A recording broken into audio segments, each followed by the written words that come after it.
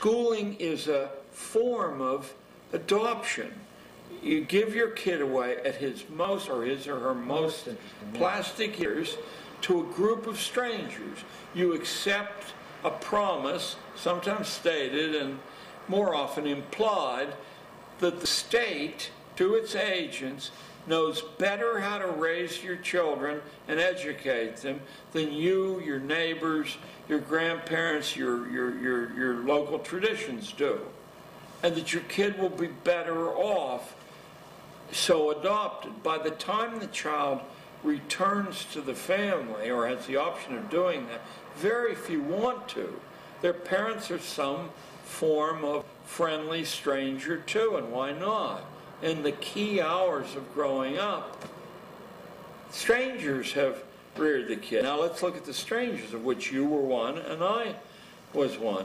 Regardless of our good feeling toward children, regardless of our individual talents or intelligence, we have so little time each day with each of these kids, we can't possibly know enough vital information about that particular kid to tailor a set of exercises to that kid.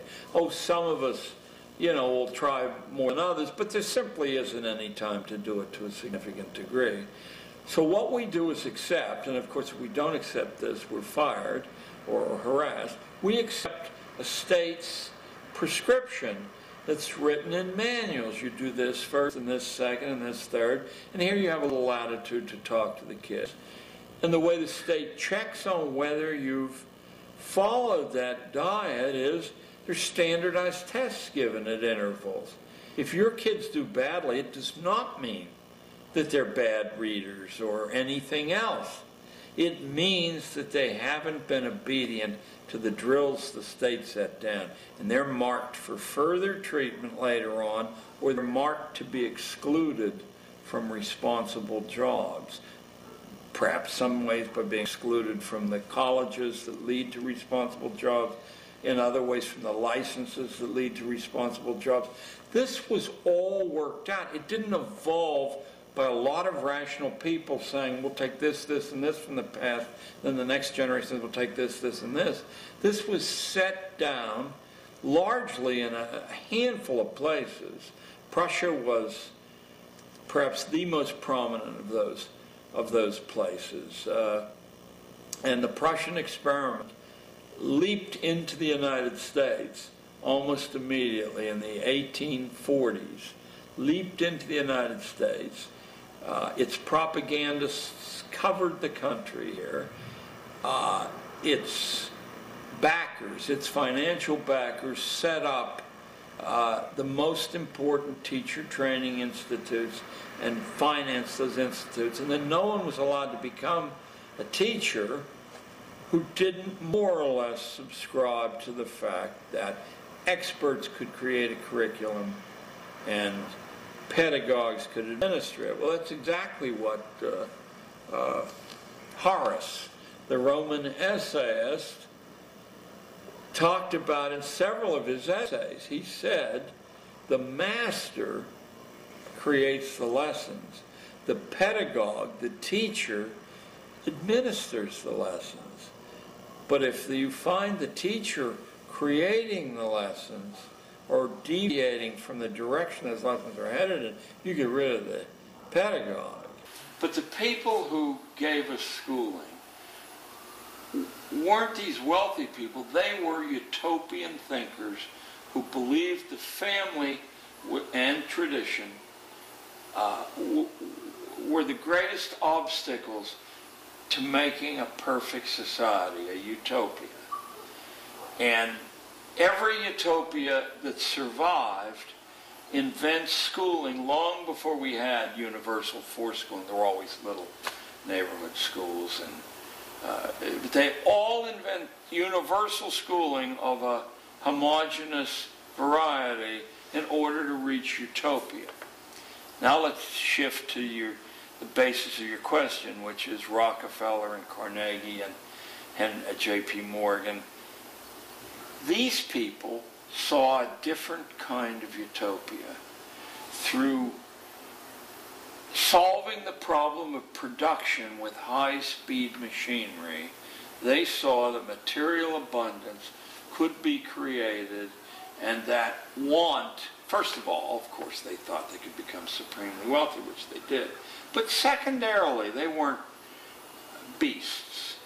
They thought that this material abundance, since they had abandoned a belief in a creator or an afterlife, this material abundance was the best that a human life could aim for.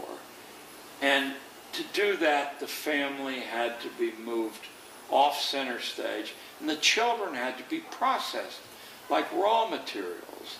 These are the people who saw to it with their influence that when legislation that was wildly radical based on any past model was proposed, that the right legislators would vote that legislation through.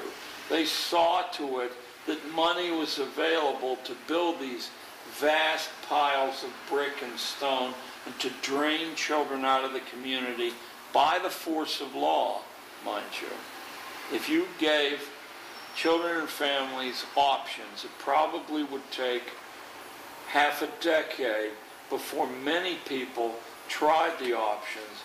But I think inside of a decade, the institutional schools would vanish because they don't teach the way children learn, nor can they teach the way children learn. That's not what they're set up to do. They're set up to produce a predictable, homogeneous, safe product.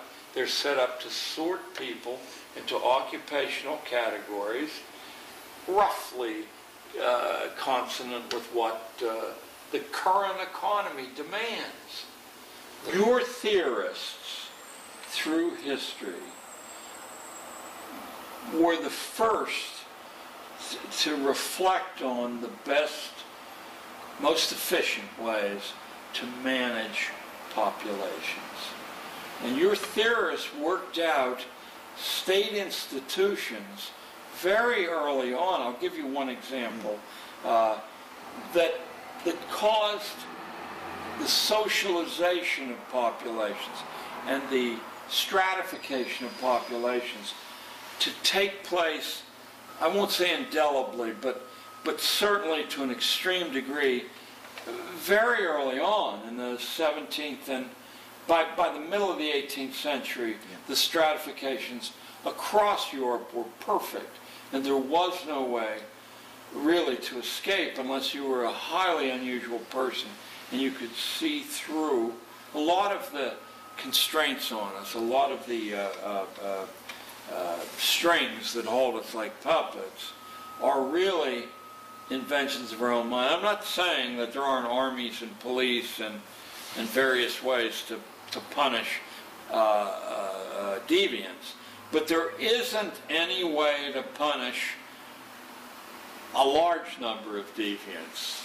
There isn't any way to do that. It's too expensive to even try to do it unless you can colonize the minds of children growing up so they become their own police.